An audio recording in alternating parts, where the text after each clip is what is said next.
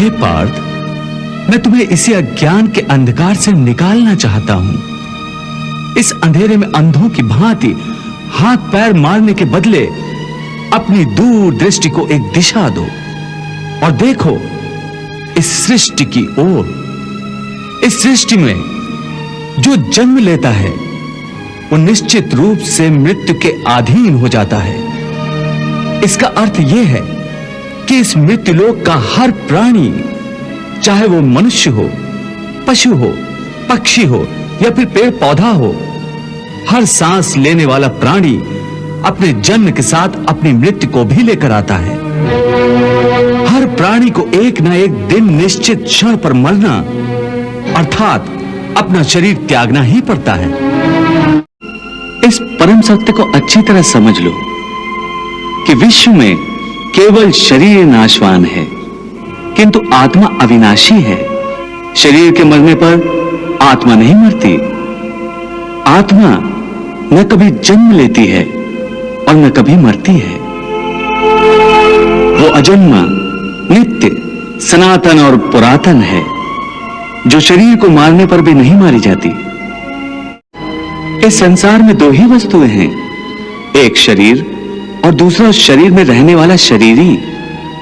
जो शरीर में रहने वाला आत्मा रूप शरीरी है वो कभी मरता नहीं, और जो शरीर है वो सदा रहता नहीं।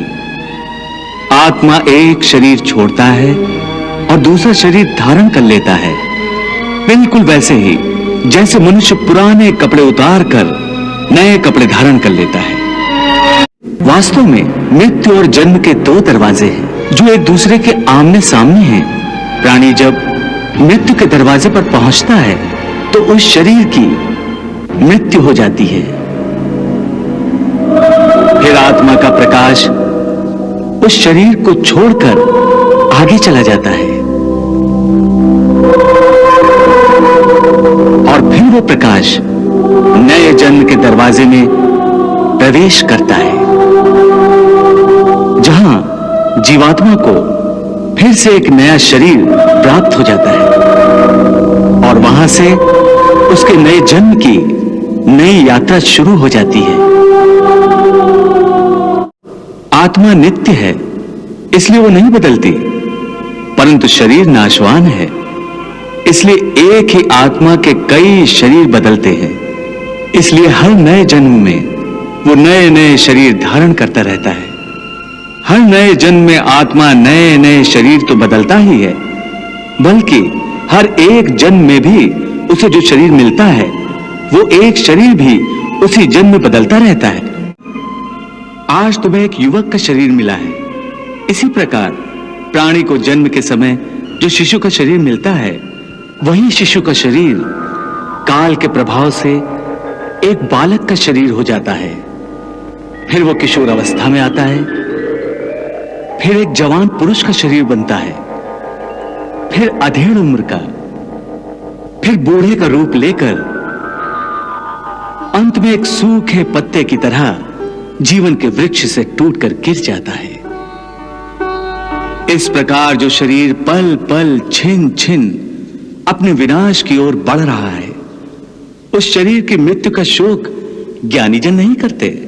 इसी रूप के लिए शास्त्र कहते हैं, कृष्णम वंदे जगद्गुरुम।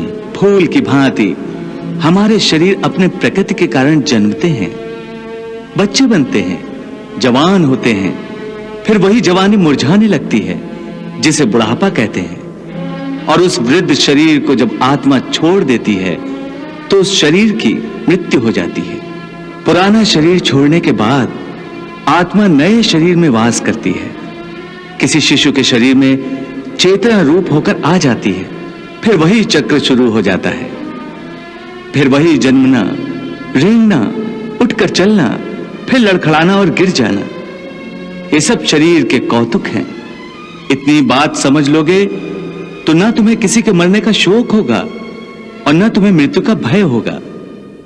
हे अर्जुन, हम और तुम ये शरीर नहीं हैं, हम तो इन शरीर के अंदर रहने वाली आत्माएं हैं। ये शरीर तो केवल हमारे रथ हैं, हम उसके स्वामी हैं।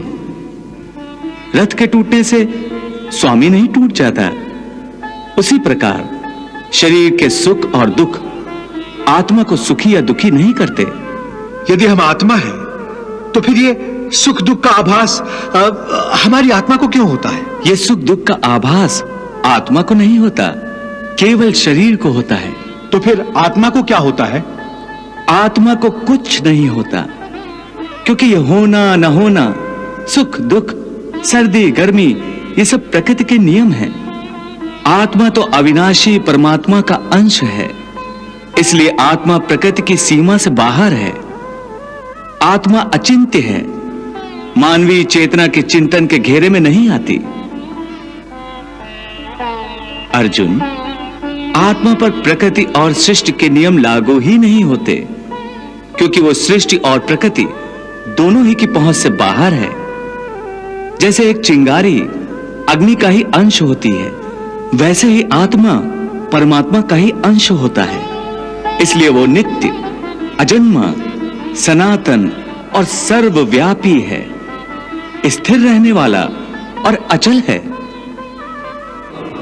आत्मा को न कोई शस्त्र काट सकता है, न उसे अग्नि जला सकती है, इसको जल नहीं गला सकता, न इसे वायु ही सुखा सकती है। ये सब समझकर तुम्हें ना किसी के मरने का शोक मनाना चाहिए और ना किसी के ना मरने की खुशी का प्रदर्शन करना चाहिए। मैंने पहले ही तुम्हें बताया कि सुख दुख का आभास करना आत्मा का नहीं, शरीर का काम है। परंतु केशव, शरीर को दुख या पीड़ा तभी होगी जब शरीर को कोई चोट लग जाए या उसका कोई अंग कट जाए। जैसे शरीर आग में जल जाए, उससे जो पीड़ा होती है वो तो शरीर की पीड़ा है। परंतु मान हानि होने से जो दुख होता है या मान होने से जो आनंद आता है, उसमें तो शरीर को कोई चोट नहीं पहुंचती। वो मान हानि का दुख, वो अपकीर्ति की पीड़ा तो आत्मा को ही होती है ना?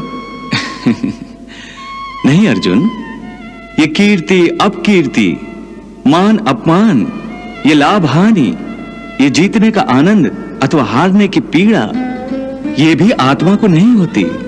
ये आत्मा का काम नहीं है, ये तो मन की शरारत है। मन की शरारत, इसका क्या अर्थ है केशव?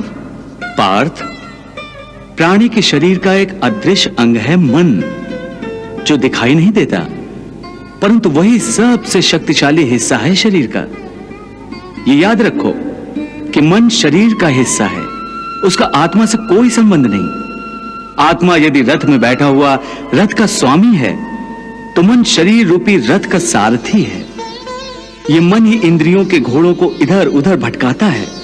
कभी यौवन के आवेश में यही चंचल मन मनुष्य को इस भ्रम में डाल देता है कि वो सर्वशक्तिमान है, वो सब कुछ कर सकता है, वो यहां का राजा है, जिसके आगे हर कोई झुक जाने पर विवश है और जिसे हर कोई प्रणाम करता है।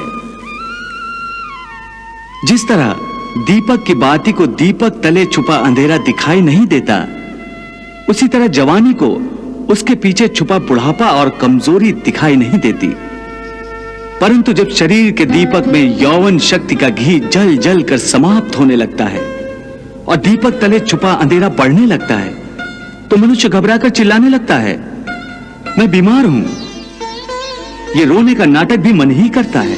हे अर्जुन, मनुष्य को मैं के घमंड की मदिरा पिलाकर मदहोश करने वाला पाखंडी केवल मन है।